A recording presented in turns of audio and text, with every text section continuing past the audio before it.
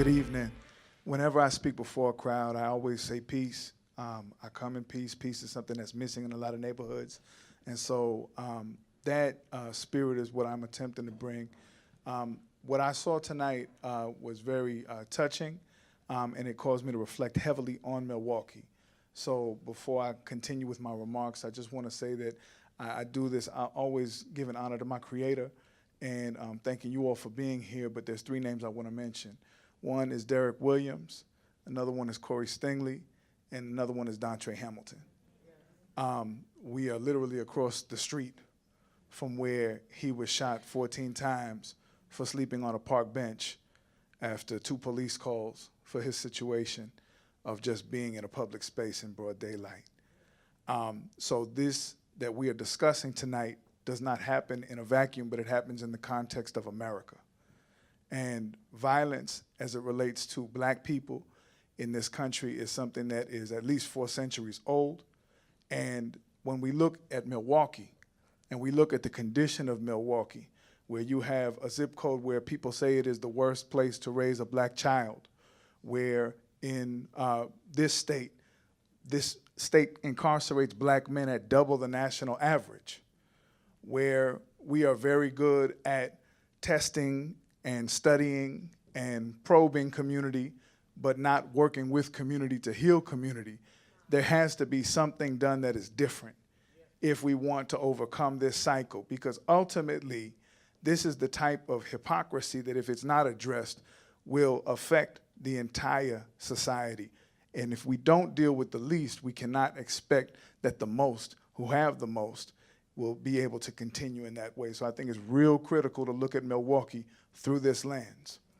Now, I'm here as a representative of the Office of Violence Prevention, and we recently launched the Blueprint for Peace. And so I'm going to encourage everyone to go to 414life.com. But the Blueprint for Peace is not something that was made by academics in a cubicle somewhere. It is actually the input and the feedback of over 1,500 residents of the city of Milwaukee, 1,000 of which were youth.